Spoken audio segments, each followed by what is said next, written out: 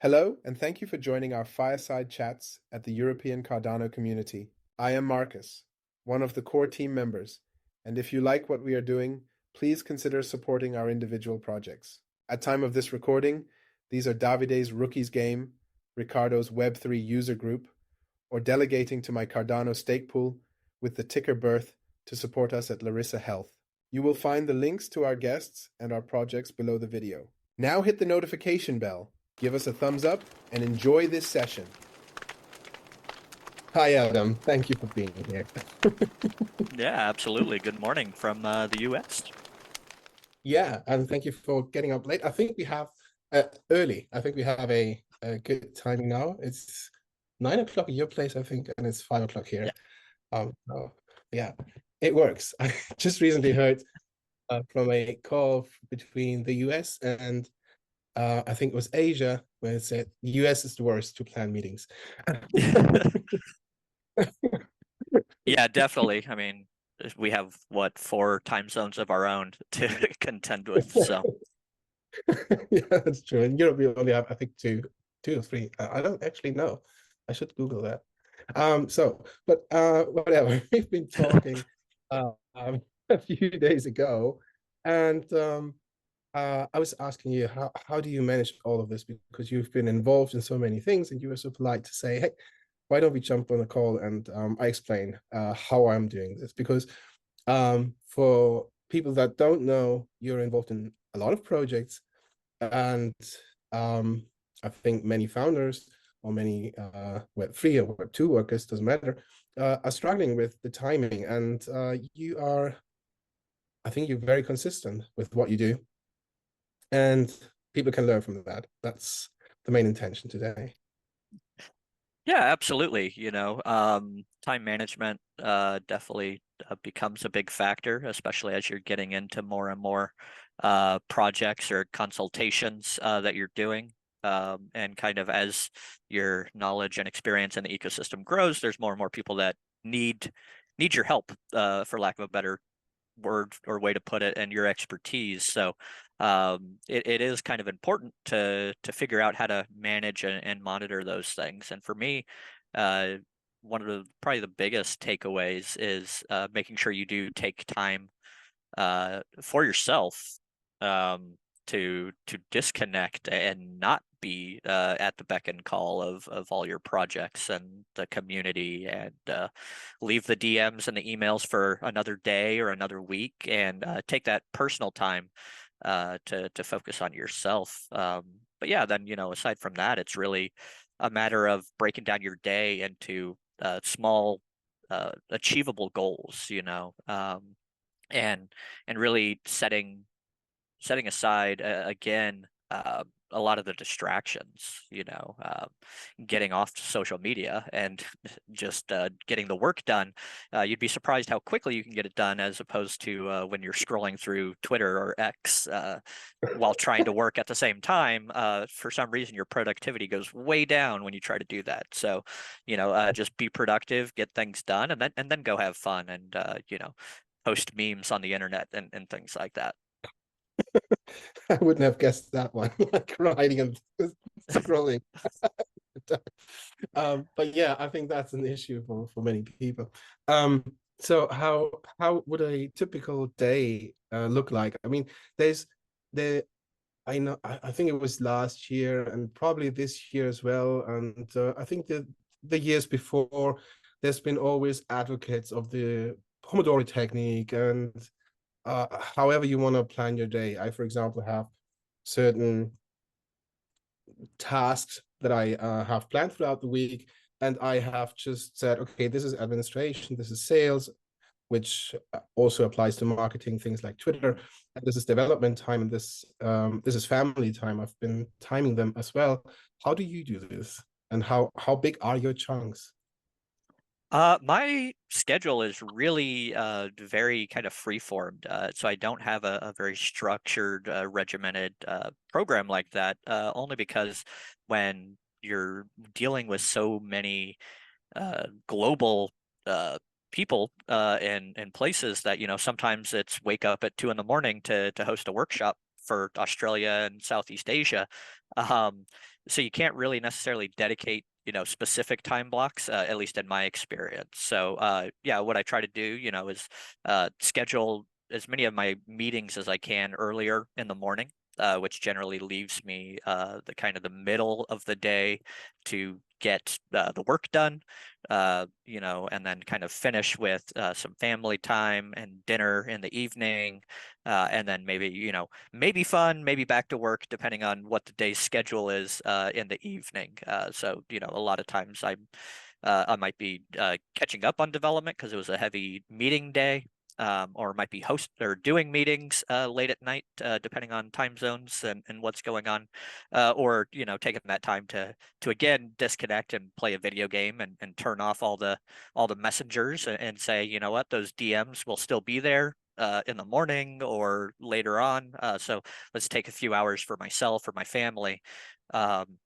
In order to reconnect and kind of not be constantly bombarded by the work, which can be overwhelming at times. Yeah, and then you start to think about too many things at the same time, and you don't get shit done. Basically, Yeah. if that total overload.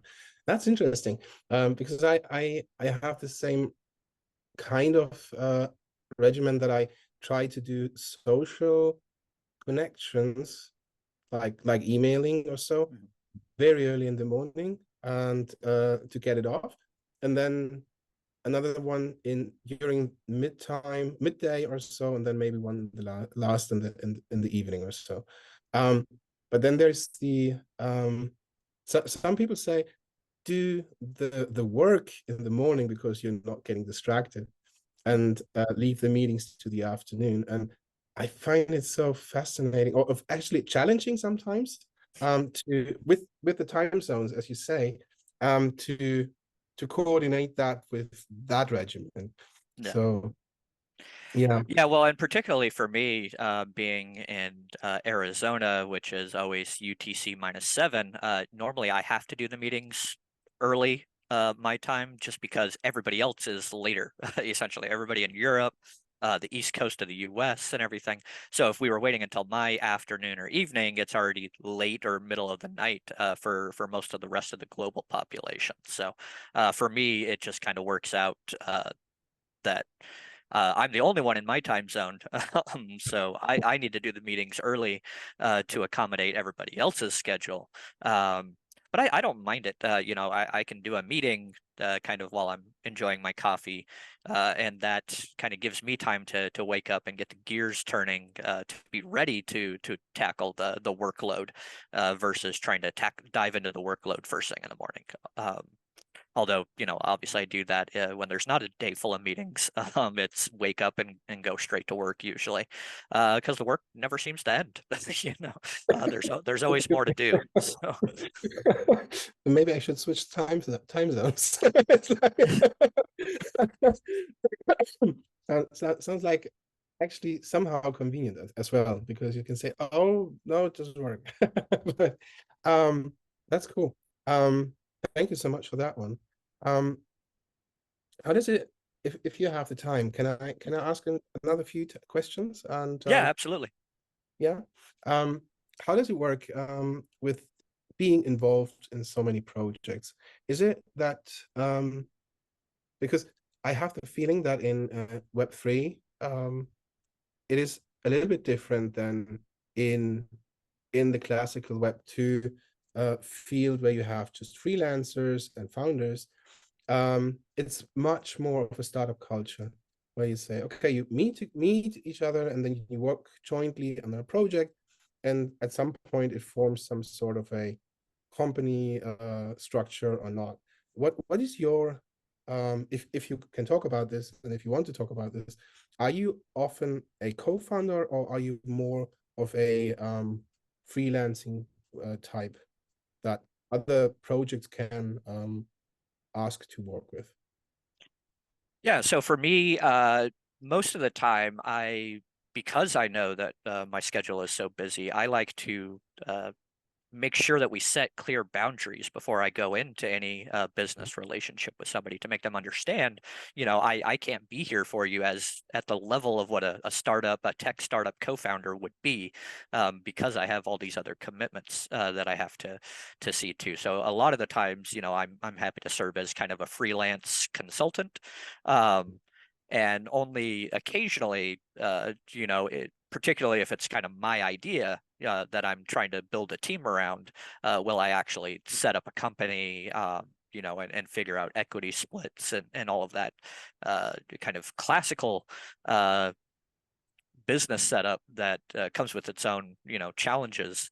A lot of times, it seems like a lot of these partnerships and working arrangements and collaborations in the space work very much on a kind of handshake and a verbal contract sort of basis. But in my experience, that will lead to problems down the road. So, as much as it comes with additional cost and administrative overhead, it is good to get a traditional business structure in place before, or at least a written contract, so everybody knows what their roles and responsibilities are prior to diving into one of these relationships. Yeah, sort of having the headache earlier instead of getting bruised. Yeah. Yeah, exactly. Totally agree. That's good. That's very good. And when you work on this, there's two more things that I would be interested in, because one part I know is you're very much involved in the SIP processes. Um, how how do you recommend people who want to contribute to do it best? Because I know I have tried to pull one off, and I basically failed, not because it was totally rejected, just because of time constraints. Mm. And I some sort of gathered some people that I would talk about the topic, and they were more knowledgeable than I am. And they gave me the information. I said, okay, cool. I'm going to pack it together and create a SIP. I'm going to mention all of you, and hopefully this is going to go through. And then I got this, yeah, it's not going to exactly being named like you want to have it. Yeah. I named it 2010 after the Space Odyssey in Space, because I thought it would match. That's not going to happen. And then you have to rework it, and I haven't found the time ever since. Mhm. How do you recommend that? And when would you say, is it time for somebody to submit something like that? Because there's obviously time involved in that, and we don't want to waste the time of the reviewers, and we don't want to waste the time of the people that are trying to submit this, because yeah, for obvious reasons. Yeah, so the SIP process is definitely more involved than it seems like it might be on the surface, because not only do you have to develop whatever standard it is that you're trying to introduce to the ecosystem, along with, why is this important, your rationale and justifications. Um, so you need to write up the standard and kind of submit it, but that is then introducing it for what is essentially a peer review process. Other ecosystem stakeholders and participants are going to critique and dissect the thing that you maybe have already spent a long time working on, and you thought it was ready, but the nice part is usually either everything is already good, or the community will point out some maybe weak spots or areas of improvement in your proposal. But so you do need to be committed to, we have bi-weekly CIP editor meetings, that uh, we try to go through and review and kind of hopefully keep things moving through as much as possible. But a lot of times that goes, well, we have questions and maybe the author isn't here, so now we have to wait for the author to provide feedback. So the more active and involved you can be in the process and committed to it, the easier it is to get a CIP through. But I know, like for myself, I just finished doing SIP 88, which began in March of 2023. So it's been a 9-month process of writing, refining, submitting, talking, answering Discord or GitHub comments and commentary to finally get it to a merged status. So you do need to be committed if you want to see it get across the finish line, and part of that struggle, I think, is, how important is the standard that you're proposing? Are you and or your co-authors willing to kind of see it through to completion, or is it a nice to have, but it's not really critical? I think that has a huge bearing on kind of your commitment level, but definitely ensure if you're going to submit your own CIP or try to create a team to develop a CIP, be aware that there is a substantial time and feedback loop expectation of you to get it across the finish line. So does it make sense to join the editor Discord then, or CIP? I think it's called CIP Review Discord. Or... Yeah, we have a CIP editors Discord, and that could be a really good way. We've recently seen a lot more, a major uptick in community activity there and discussion happening. So that could be a great way to have kind of, a free flowing chat about maybe something that you're proposing and get some kind of more rapid fire feedback, particularly if you're at the iteration phase. And luckily, all of us on the editors panel are in there as well, ready to answer questions or provide our own feedback. Which can really help get you across the finish line, because by that point, by the time the next meeting has come up, maybe we've already brought up all of our questions, you've already refined and addressed them. We can move the CIP to the next phase, which might be assign a number, might be put it into a final check to make sure everything works or it's ready for approval. So yeah, definitely being in the Discord helps, as well as being active on the GitHub and really responsive. Okay, cool. Thank you. I hope that doesn't only help me, but others too. Yeah. It does. The final one is a developer's question. If somebody's coming from Web 2 and you want to have the comparison between the logins, what is your take, or how would you say, in regards to security, or if somebody's starting out, traditional login versus the wallet login versus SSI login? What would you say is, for you, a good login mechanism now that is kind of future-proof, maybe? I mean, we now have passkey even more evolving or more spreading out. So there's a lot of things that one could use, and I think TapTools is going twofold. They have the wallet login and they have the traditional login. What is your take on that? Or when would you use what, if that is an answer you can give briefly? Yeah, absolutely. I think that really boils down to your application and what the needs are. In a lot of ways, for a lot of things, requiring that somebody has access to a wallet that they can sign a piece of data or transaction information to might mean that they can't interact with your application mobile, right? Because maybe they're not taking their ledger with them while they're traveling. So essentially they can't interact with your app at all if you require that only the wallet authentication. So I really like wallet authentication kind of as an additional SSO option.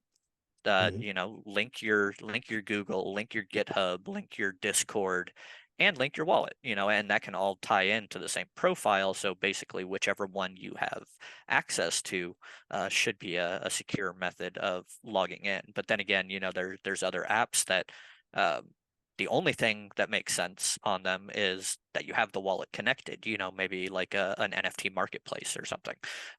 Without the wallet, what are you really doing on there? So it really is, for me, a matter of what is the expected function to determine what's the correct level of security, what's the correct kind of methods to offer people to connect via. in order to facilitate the best user experience. We shouldn't implement a wallet sign-in just because we can. It should make sense in the scope of their interactions with the platform. Yeah, it makes sense. So for example, like having a traditional login for whatever app, and then when you change administration things like, I don't know, email or Mhm. billing or whatever, if you're going into subscription things, then you could use the wallet to sign the transaction. That's a nice take. Cool. Thank you Yeah, so much. yeah, no problem. You're welcome. Yeah, absolutely. And this was very, very short while. And appreciate very much that you did this. And thank you very much. Always welcome to come back if you want to, if you have something to share. Um, do you run a stake pool? I think yes, you do, no? Not anymore. Not anymore. Once upon a time, we had the Buffy stake pool, but it's been retired for, oh geez, I think 2 years now. It was around December or January of 21, I believe, that we retired it. So May I ask why? it just, the administrative burden of it, and having to constantly be like, hey, stake to my stake pool, was not a job that I wanted. It was not paying enough revenue to kind of justify it, because I was partnered with two other business partners for to get the pledge up above 1 million. So everybody thinks that the min fee is a lot, except for when you're splitting it up 3 ways, and everybody's getting a third of 340 ADA every 5 days or whatever. It didn't really stretch far enough to make it worth running all the servers, making sure the keys are updated, having the monitoring, and then having to go out and do the marketing and advertising and saying, hey, stake to me, stake to me.